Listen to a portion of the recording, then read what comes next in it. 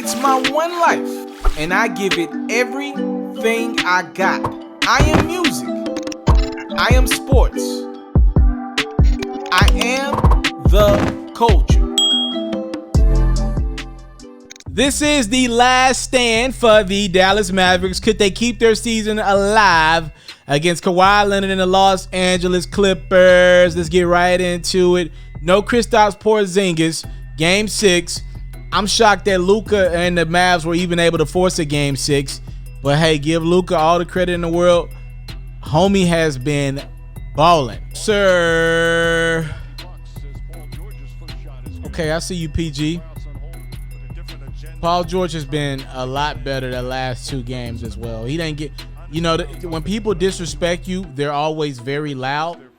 But when you come back and respond and retaliate against your haters, however which way you might do it, the energy is never as loud, is it?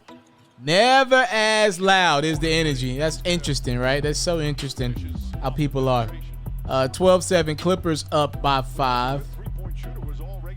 Nice shot by Dorian Finney-Smith for 3.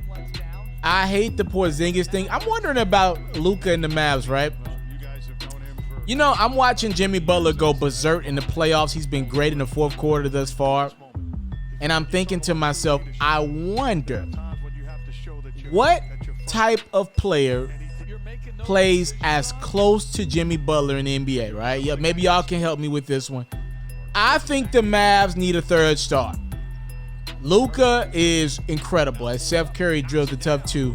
Luka's incredible, and Porzingis is unreliable. Facts are the facts. And I don't want to, in most situations, guys are like, yo, I got Luka Doncic. He's only 21 years of age, right? I got Luka, so I'm going to be in the championship picture for the next decade or so. I don't want to play that game. And I'm going to tell you why. As we're watching the highlight here, Luka Doncic is different. And Luka's been playing professional basketball since the age of 13 or 14 as he just drills the 3.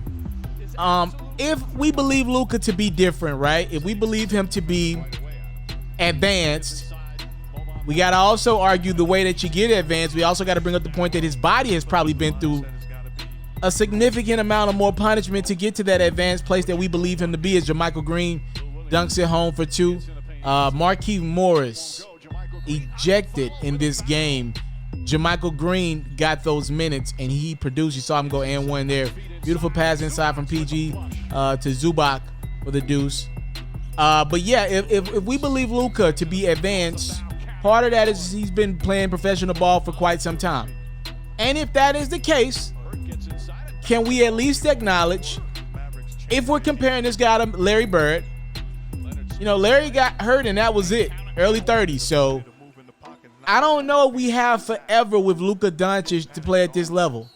I'm assuming he's going to get nothing but better for the next 4 or 5 years. But just like Joel Embiid for me, I'm not assuming that I got forever with Luka Doncic. So I don't know how many years I want to play around with Porzingis. I remember, the Rockets, right? They did this thing. T-Mac had finally got healthy in Houston. And remember when Tracy McGrady was healthy, then Yao couldn't stay healthy. And then Yao was healthy and Tracy McGrady could never stay healthy. That team really never had a great shot. They never had a fair shot, rather, with their full lineup to win. And I think that's what cost Jeff Van Gundy his job, as Luka swifts through the lane and gets the deuce. And I'm just thinking to myself, I wonder will Mark Cuban play that game for long? Third quarter we go. Clippers go up 9 off the Kawhi Leonard 3. He's been incredible. So I'm just wondering, do you go out and go get Luka? I said a lot. I talked for like 2 quarters. I wonder do the Dallas Mavericks go out and get Luka a third star?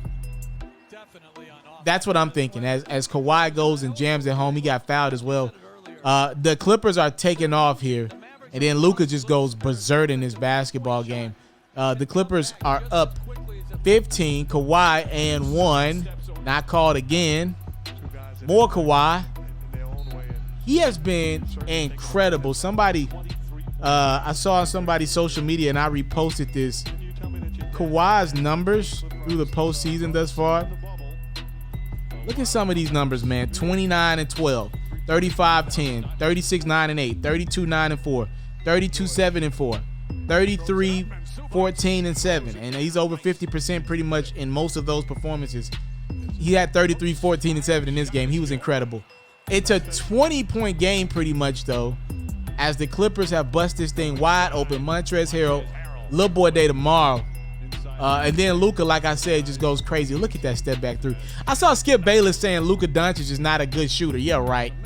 The difficulty on the shots that Luka has to take on his team, that's why he's not shooting at a higher percentage. If he could play out ball, his numbers would be way up. It's a 12-point game. Like I said, the Mavs were down, 20 plus. But look at Luka fight. Tough. Paul George is a legit defender in this league. And one Luka. We go into the fourth quarter, and Luka's fighting, giving his Mavs team a chance. He passes to Dorian Finney-Smith on that one. It's an 11-point game. What you got? Finney-Smith again. It's a single-digit game. Does Luka have more magic in this? Remember, the Mavs came back from double-digit that game where Luka dropped that buzzer beater. Would have been game 4. It got down to 6. Boban in the lane. That's as close as it's going to get, though.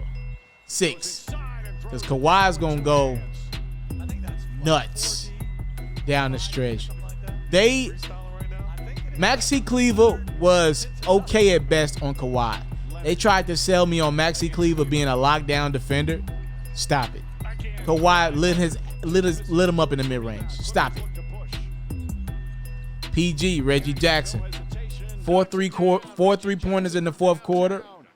Clippers go back up double digits. They're up 16. Trey Burke finding Tim Hardaway.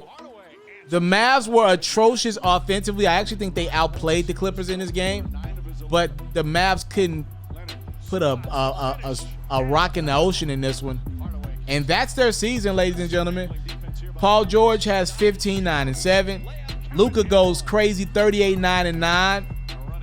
It ain't enough. Not enough help. Look at these numbers. Tim Hardaway, 4 for 15, 2-11 from the three-point line. Trey Burke, 2 for 10. Not enough help. Maxi Kleber, 3 of 10. No Porzingis. That's it, y'all. The Clippers are advancing to the second round. They will take on the winners of the Nuggets and Jazz series. Can't wait to see this one. I think this will be a much better matchup for the Clippers in the second round. I'm clearly aware that the Mavs were the 7th seed, but be clear, in my honest opinion, I think the Mavs were a really bad matchup for the Clippers. Luka's a bad matchup for pretty much anyone in the league. When we get into the next round, do not be surprised. I'm sending a warning shot to you. Do not be surprised if Kawhi and the Clippers find their groove and get rid of the Jazz or the Nuggets in 5 games. I'm going to say 6. I wouldn't be surprised if it was 5. Clippers advancing. Kawhi put them on his back this series. This is about Kawhi. You know, I know we talked about Paul George struggling, Marcus Morris trying to injure Luka, Patrick Beverly being out. He should be back next round to guard Jamal Murray or Donovan Mitchell. But be clear, next round, this team is putting it all on Kawhi. This season is based on Kawhi's greatness. The Finals MVP looks motivated, ready to go, and most importantly, he looks healthy. You know, nobody's really talking about the fact that this Clippers team is playing every other day.